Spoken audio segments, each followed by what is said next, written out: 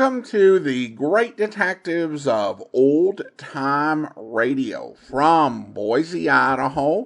This is your host, Adam Graham. If you have a comment, email it to me, box13@greatdetectives.net. Follow us on Twitter @RadioDetectives and check us out on Instagram, instagram.com/greatdetectives. Our listener support campaign continues. You can become one of our ongoing Patreon supporters for as little as $2 per month. Just go to patreon.greatdetectives.net. Also, you can subscribe to our podcast and get new episodes Monday through Saturday using Apple Podcasts, Stitcher, Google, or Amazon Music at amazon.com/OTR Detectives. But now it is time for this week's episode of Tales of the Texas Rangers. The original air date, November the 11th, 1951, and the title is Open and Shut. Presenting Joel McCrea as Jace Pearson in Tales of the Texas Rangers.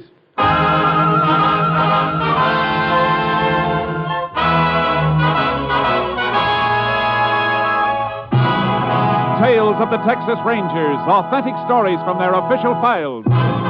Texas, more than 260,000 square miles. And 50 men who make up the most famous and oldest law enforcement body in North America.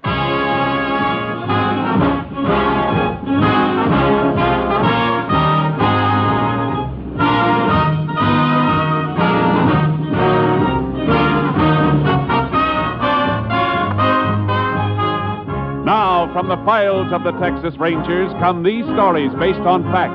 Only names, dates, and places are fictitious for obvious reasons. The events themselves are a matter of record.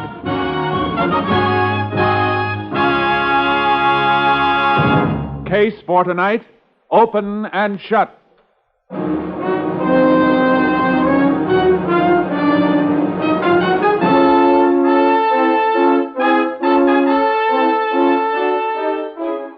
It is 1:37 a.m., September 9th, 1945.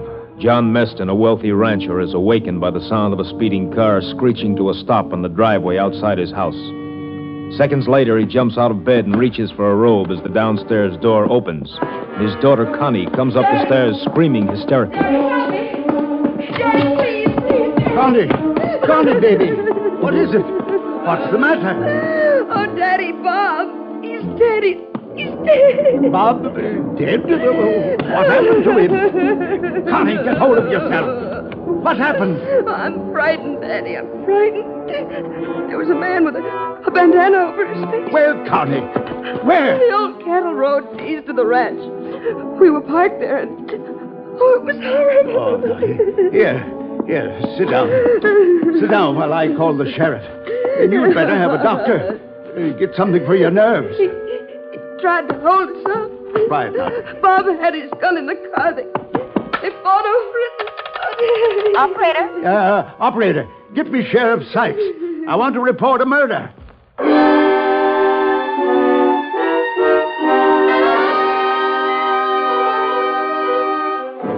Connie Meston was in no condition to be questioned, and Sheriff Sykes had only an incoherent story to follow.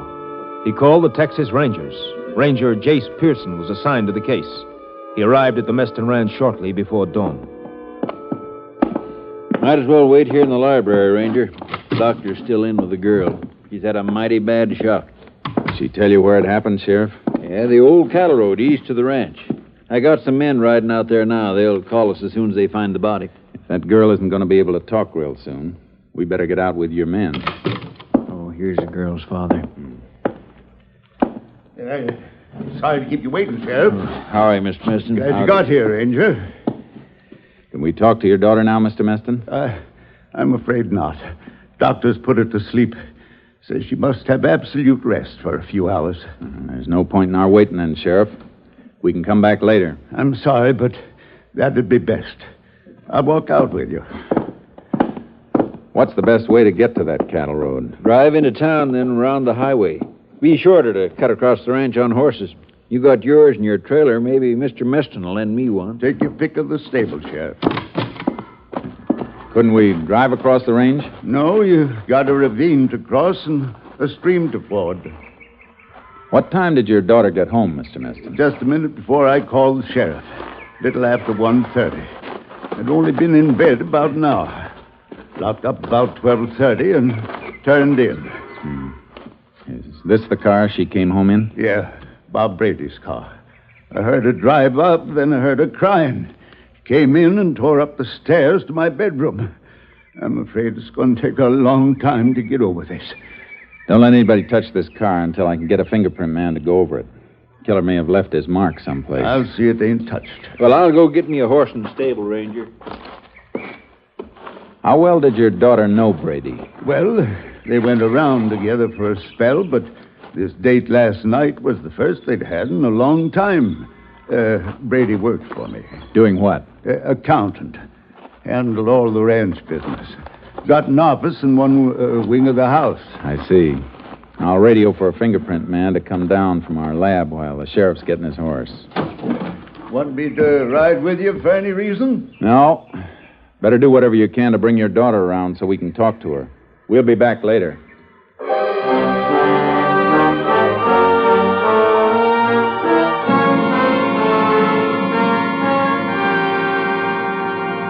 I made my radio call, and then Sheriff Sykes and I cut across the ranch to the old road. The riders had just found Bob Brady's body. Nothing had been touched. The riders waited while the sheriff and I went over the ground. Standing right beside the car when he was killed. The car tracks are heaviest here where it was parked. Yeah. Brady and the girl had been walking around, though. Prints go over that way and then turn around and come back here to the body. There's a third set of prints mixed in with theirs. Yeah, must be the killers. Yeah. Came up the road here and stopped beside the car and walked on again. Heavy powder burns on Brady's coat. He was shot from close up.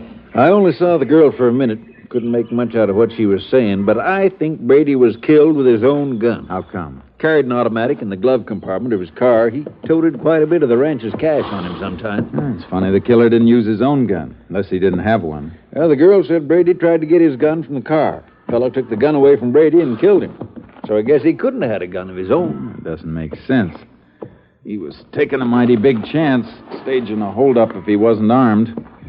Although I guess it was robbery, all right. Brady doesn't seem to have a cent on him. No wallet, no wristwatch, nothing. Yeah, no doubt about the motive. Well, I guess I better have the body moved into town. Deputy can notify Brady's mother. Yeah. I'd better order an autopsy report. Isn't going to tell us anything we don't know, though.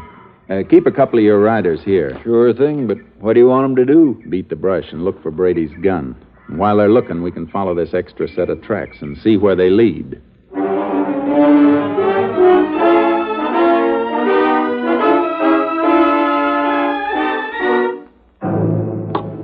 I expected to follow the marks of a man who didn't want to be followed. The usual erratic trail a killer leaves when he's trying to throw off pursuit. But this trail led straight as an arrow. Hey, whoever he is, he sure didn't cover his tracks very well. No, unless he's headed for some spot where he knows his trail will be lost. Hey, wait a minute. Whoa, boy. Whoa. Charco. What is it? Trouble may start here. Yeah, turned off the road into the fields. The ground's worn that way, though. It's a path that's been used before. Come on. Come on. Yeah. The grass has been trampled from regular use. Anybody live out here you know of? Nope. Yeah, an old shack about 1.5 miles across. Used to be a line house. Owner rented to a Mexican. We better have a talk with him. We can move a little faster, but keep your eye out for those tracks as we go. Get up.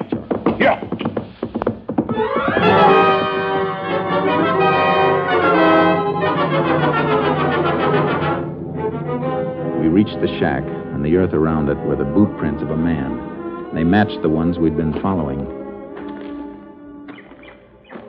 Yeah. He's in there, all right, Ranger. Yeah. He may still have that gun with him. He was up late. Could still be asleep. Come on. We'll see. There he is. Still in bed. Shh. quiet.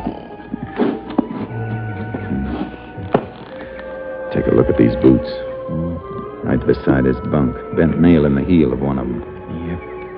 Made the march we've been following, all right. He's our boy. All right, you. Wake up. Who's that? Come on, get up. Please, what have I done? Why'd you come here? What's your name? Jose Morales, senor. Where were you last night? What? I walk into town. Anybody see you there? Sí, senor. The man at the package store. I stopped there to buy a bottle of wine. There's the bottle on the table. What time did you leave town, Morales? It was almost midnight, I think. And you walked home, too? Sí, senor, sí.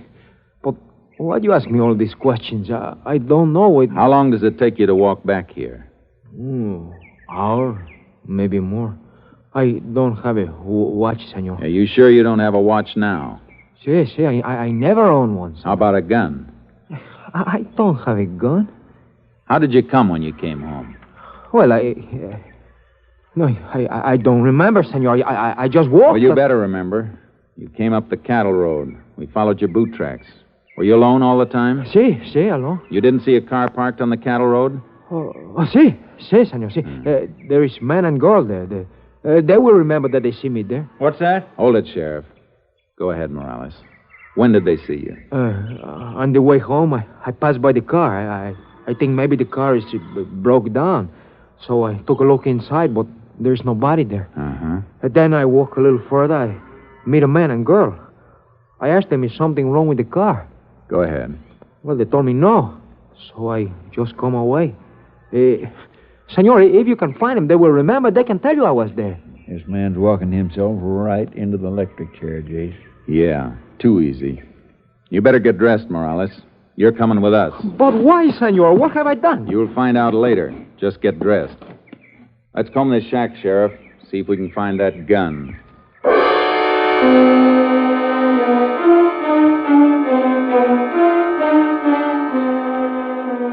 We didn't find the gun or anything else that might have been taken from Brady. The sheriff's riders drew a blank, too.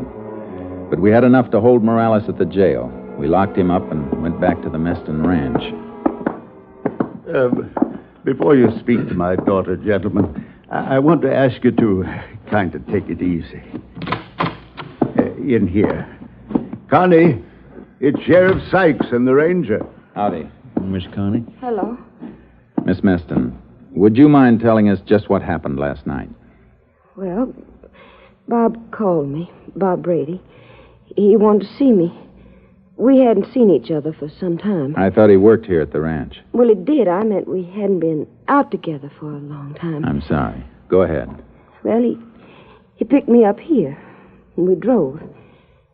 Then we parked up the old cattle road. Lots of young folks parked there on and off, Ranger. It's sort of a lover's lane. We'd been there quite a while talking. See, Bob was going to be married next month to a girl named Mildred Peterson. She's a school teacher, Ranger. I see. Go ahead, Miss Meston. Well, he asked me if I wouldn't change my mind and make up with him before he got married, and it was too late. Mm-hmm. I told him we weren't right for each other. He'd be happier with somebody else, and then, well, all of a sudden a man came up to the car. It was dark, and he had a bandana over his face. Go on. He held us up. He made us get out of the car. You have a gun? I'm not sure. I was frightened. He had something in his hand. He took Bob's wallet and his watch, and then he told us to stay right where we were. Didn't he take anything from you? Well, yes. Yes, he took my purse. And then what happened? Well, all of a sudden, Bob made a dash for the car. He got his gun from the glove compartment, but the man was right after him. They fought. The man got the gun away from Bob, and he shot Bob and ran away. Gentlemen, if you don't mind, Just another think second, Mr. Meston. Miss Meston, what were you wearing? Well, just a plain blue taffeta dress. It's right there on the chair. After that, you took Brady's car and drove back here, and your father called the sheriff. Is that right? Yes, sir. Driving back from there, you had to come through town. Why didn't you stop and get to a phone? I was frightened. I couldn't think. I wanted to get home. You should be able to understand that, Ranger. After all, the girl kept... Sure, Mr. Meston. Just checking. You said you were in bed and heard your daughter drive up, is that right? Yes, like I told you before. I locked up and turned in about 12:30.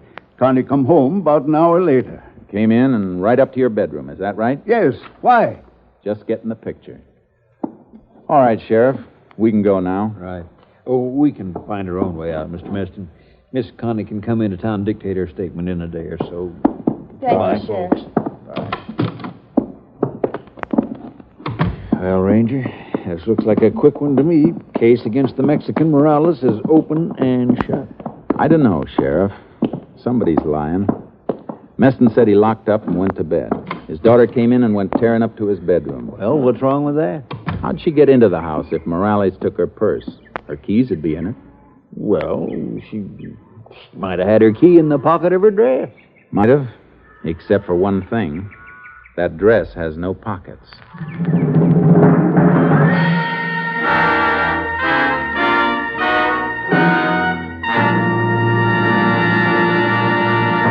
You are listening to Tales of the Texas Rangers, starring Joel McRae as Ranger Jace Pearson. Now we continue with tonight's case, Open and Shut, an authentic story from the files of the Texas Rangers.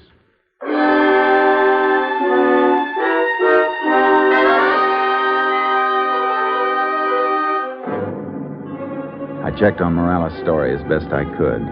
He had been in town, and he had bought a bottle of wine to take home with him the night of the murder. But when I got back to the jail, the sheriff had evidence piling up against the Mexican. Your fingerprint crew dropped off copies of prints they found on Brady's car. Uh-huh. These prints were found only on the door of the car. Now, compare them with these. Yeah, same man, all right. Matching set of the prints I rolled off Morales when we brought him in. He must have done it. Maybe, but I'm not convinced. I'll see you later. Here, where are you going, Ranger? To see Brady's mother and the girl he was going to marry.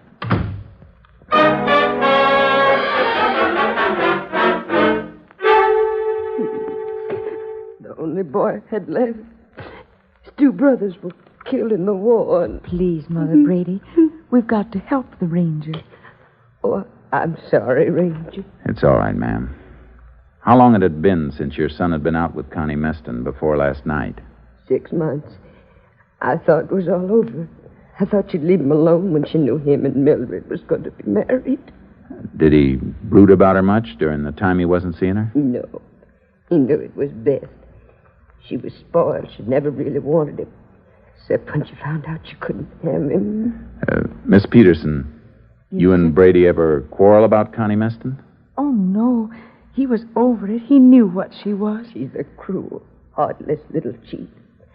She made his life miserable. You got any idea why he called her and asked her to see him that night? Well, Ranger, he didn't call her. She called him. You're sure of that? I heard him answer the phone. He didn't want to go, but she must have been insisting, because after a while he said, all right, he'd meet her just once. For the last time. Thanks. Ranger, is it true what we heard? You've got the killer in jail? I wouldn't count on that. Yet.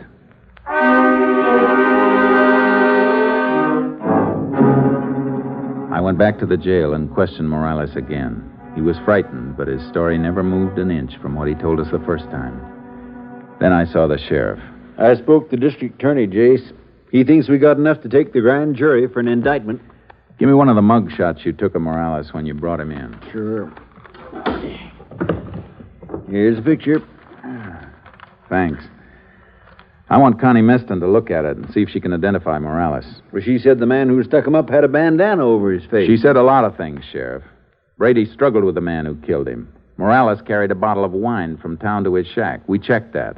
If he had a struggle with anyone, how come he didn't drop the bottle and break it? Yeah, seems like it would have broke, don't it? You got a bandana here? Yeah, the one we took from Morales. Why? No, not that one.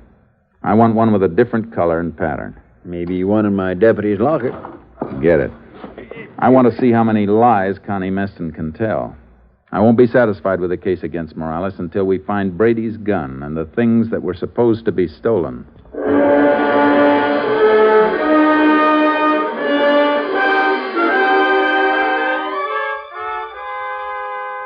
I went back to the Meston Ranch the next morning. Connie Meston was taking Brady's death hard as a rock. She wasn't at the ranch house. She was near the corral, training a jumper to take a fence. All right, come on, boy, now, let's go. Come on. Oh, now, back again. Come on. Come on. Come on, I said. Well, I'll teach you to balk. When I want you to jump, you'll jump. Come on. Take it easy with that horse. Oh. Ranger, I didn't see you coming. Glad to see you've recovered from your shock. Well, I had to find something to occupy my mind. Thought I'd work my horses. Got 'em entered in the show at El Paso next Sunday. It'd be nice if the horse lives that long, the way you use that whip. It happens to be my horse. Now, what do you want, anyway? A little information. We may have the man who killed Brady. Oh, yeah, I heard. The Mexican Morales? News gets around. Here's a picture of him. Is he the man? Well, he could be. He looks like the one. What do you recognize? That scar on his chin? Yeah. Well, no. I mean, no. His face was covered. Yeah, I almost forgot about that. Is this the bandana you saw? Well, it was dark, but it was just like that one. Uh-huh. Well, thanks. That all you want to know, Ranger? Yeah, that's all. For now.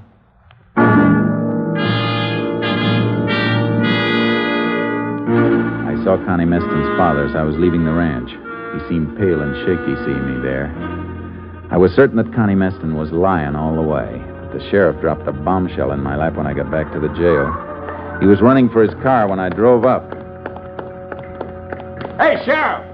Sheriff, where you going? Oh, I'm glad you got here. I was just heading for Morales' place. You'll want to come along, I reckon. Why? What's out there? I think we're going to find the gun and the stuff he stole. Look, here. Just got this in the mail. It was posted last night in the Mexican section. The note was printed in Spanish on yellow paper. It said, "Look in cattle tank near Morales' house." That was all. Reckon Morales trusted a friend who decided to double-cross him? We better get out there.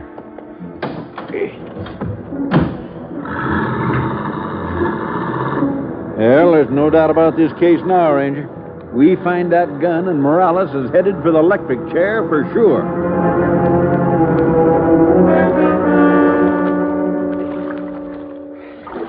Hey, here's something else. What'd you find? The watch. Brady's wristwatch. Good. Well, this is all of it. Come on, let's get out of this water. Sure.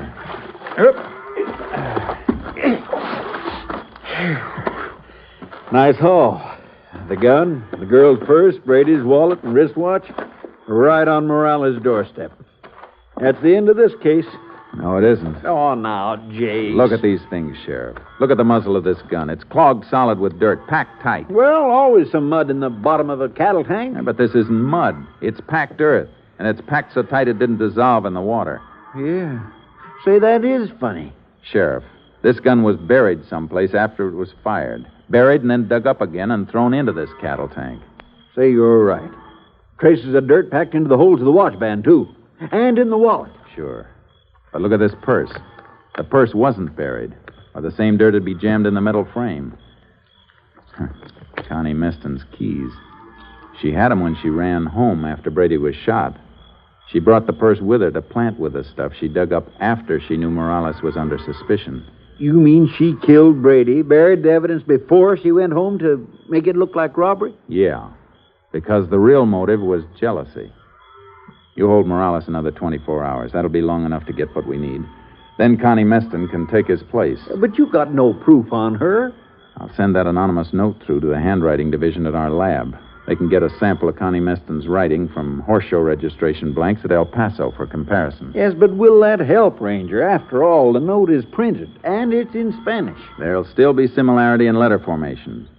Besides, registration blanks usually ask for printed information on breeding and identification. If Connie Meston wrote that note, Lab will know it.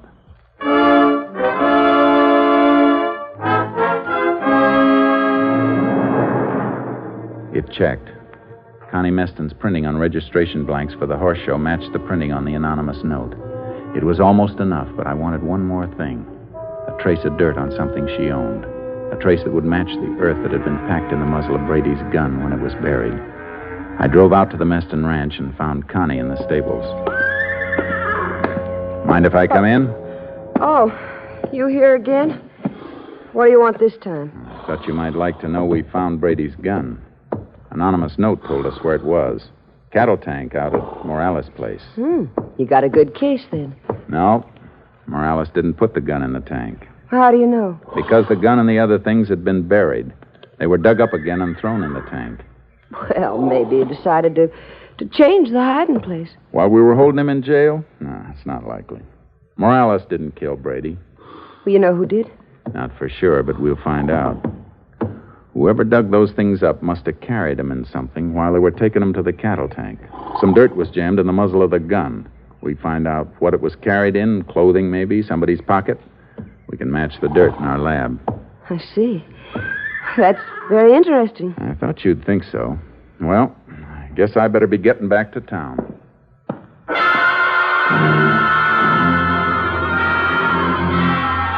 I drove away from the ranch and parked behind some trees that gave me a view of the stable. A minute after I left her, Connie Meston came out, riding like the wind. I unloaded charcoal from the trailer and followed her, always keeping cover between us. She didn't seem to be carrying anything to dispose of, but all of a sudden she came to a stop by a stream. She took the saddlebags and started to shake them out over the water. Oh, boy. Oh, boy. All right, Charcoal, let's go. Get up, boy. Yeah. Stay right where you are, Miss Meston. What are you doing here, Ranger? What's the matter with you? I'll take those saddlebags. Well, sure. Any law against empty them into a stream? None that I know of. Well, take them then, Ranger, because they're empty. Not as empty as you wish they were. And a few grains of dirt stuck in the seam. That's all we're going to need. Well, you can't make anything out of that. Oh, I got a few other things. That anonymous note in Spanish matched the registration blanks you sent into El Paso. I don't think you'll be showing your horses Sunday. Why, you... Give me that whip. Go. You won't be using this again either. Now, get on your horse and ride for the house.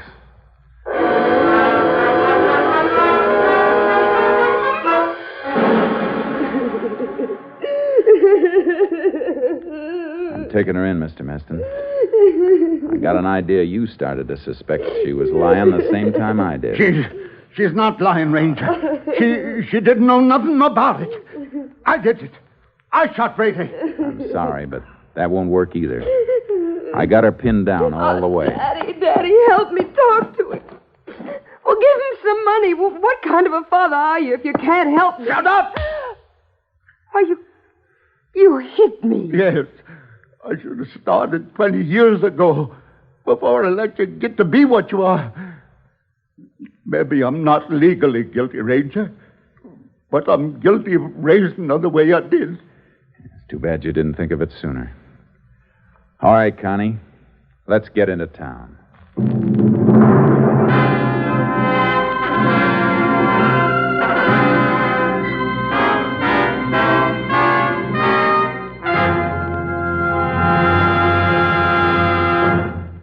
Connie Meston's trial was spotted with hysterics that failed to convince the court, although she maintained she was innocent in the face of overwhelming evidence against her. Then, as the trial neared a close, she changed her plea to guilty, and in an effort to avoid a death sentence, she confessed. She was sentenced to the women's prison at Huntsville for 50 years. Next week, Joel McRae in another authentic reenactment of a case from the files of the Texas Rangers.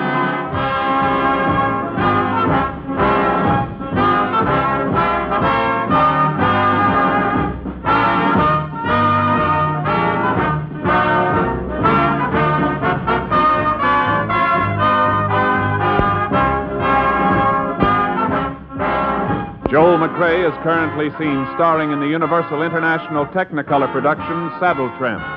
Tonight's cast included Tony Barrett, Joan Banks, Francis X. Bushman, Parley Bear, and Divvy Janis. This story was transcribed and adapted by Joel Murcott, and the program was produced and directed by Stacy Keach. This is Hal Gibney speaking.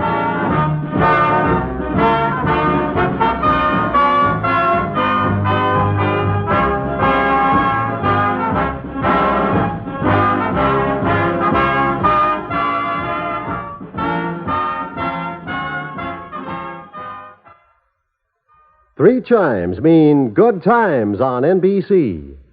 The chimes are ringing for Dennis Day and Judy Canova. Dennis Day will be back at this time in just 2 weeks with more songs in his thrilling voice and comedy in his refreshing, appealing manner. The Judy Canova Show also returns in 2 weeks with more mountain-style music and mayhem. The chimes are your invitation on October 7th for Dennis Day and Judy Canova. This is NBC, the national broadcasting company.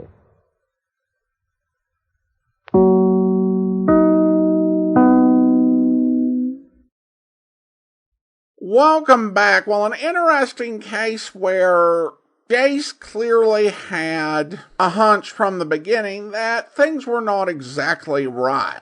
And he was able to eventually bring the sheriff along. Although I love that this started to fall apart because of fashion designers failing to put pockets in women's dresses. A trend that continues to plague female criminals as well as non-criminals to this day. The end reveal and the conversation with the father raises controversial questions about spanking, which I'm not going to touch.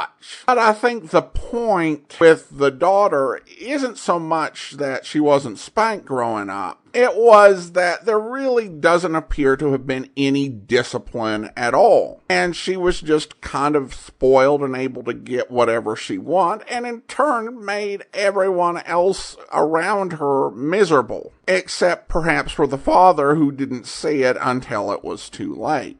Even her horses were made miserable by her. Now, and it also has to be said that you can't always say that parents are to blame when kids go wrong. There are many cases where you can trace it to either a parent being too lenient or too strict, but then there are cases where it just seems to happen. It's just, in this case, it was definitely the leniency and the allowing her just to continue to get away with being cruel and nasty to others, which ultimately set her path to murder. Now, one thing I did want to mention, and you may have noticed over the last few days, is me mentioning subscription options.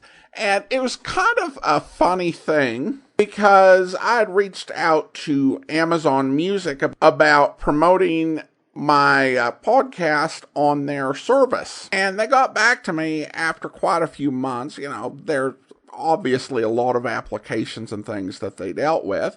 And they said, you know, we'll let you run ads if you mention, Amazon Music among the subscription options when you mention that. And it was essentially assumed that I was letting people know how to subscribe to the podcast. And I realized something, that every other podcast I listen to has that section of the podcast where they say, subscribe on Spotify and Apple or Google. And I used to do it like back in the beginning. I mentioned how to subscribe on cutting edge technology, like in the Microsoft Zune store. And I realized that Zune was going to be the wave of the future. But sometime, as Zune declined, I just stopped mentioning it, period. And I was thinking about that, that might actually have been a mistake. Because I kind of had this, subconscious assumption. If you are listening to a podcast, you're listening to it as a result of finding it in a store, and you probably know how to subscribe. But it's perfectly possible, particularly, when folks are kind enough to share our shows on social media, for someone to listen and say, that was interesting. I might want to listen to more of those. Oh, well, and never actually follow up. So Now I'm mentioning it not just for the Amazon Music promo, but also because I guess there's a reason that other podcasts do that, and I should probably do that if I want to grow the show. All right, well, now it is time to thank our Patreon supporter of the day. And I want to go ahead and thank Haskell. Haskell has been one of our Patreon supporters since all the way back in August of 2015. Currently supporting us at the Seamus level of $4 or more per month. Thanks so much for your support, Haskell. And that will do it for today. If you are enjoying this podcast on YouTube, be sure to like the video, subscribe to the channel, and mark the notification bell. If you're not subscribed already, you can subscribe to our podcast using your favorite podcast service, including Apple Podcasts, Google Podcasts, or Amazon Music at amazon.com/OTR Detectives. We'll be back next Saturday with another episode of Tales of the Texas Rangers. Tomorrow, over at videotheater.greatdetectives.net, we'll have an episode of Dangerous Assignment for you to watch. But be sure and be back with us on Monday for The Adventures of Sam Spade, where... Where are we going, Sam? Far, I hope. But first we're going to find you a place to stay. Oh, yes, we must be practical. No use overdoing it, huh? Oh, no, Sam, I didn't mean... Wait, What's the matter? You remember something? that man, the one who followed me this morning, he's standing right out there waiting. The one in the straw hat leaning against the newsstand? Yes. Where are you going, Sam? You stay here. I just remembered something I hoped I could forget. Hello, Shuggy. What brings you back to town? Do I know you? That doesn't matter. I know you. The name you were using when you blew this town was Shuggy Bellows. You wouldn't take the risk of showing your face here again unless the caper was worth it. You got a big nose. Keep it clean. You've been tailing that girl all day. Why? Dame? What dame? Who's Lathrop? I don't remember. Okay, I'll give you a chance to think it over. Hey, officer! You dirty shamus yelling No, no, you don't. Come here. What's going on here? Break it up. Oh, Mr. Spade. Is this fella giving you trouble now? Yeah, what kind of a beat are you pounding here, Clancy, letting a cheap grifter like this walk around with an armpit full of gun? Or are they handing out permits to characters like these these days? Well, now, how about that, son? Have you a permit now? And a goat copper. Oh, so one of them clever lads he is. Well, come along, me bucko, before I lose my temper and give you your lumps now. Stop, okay, fellow. I'm coming. That's better now. Much obliged, Mr. Spade.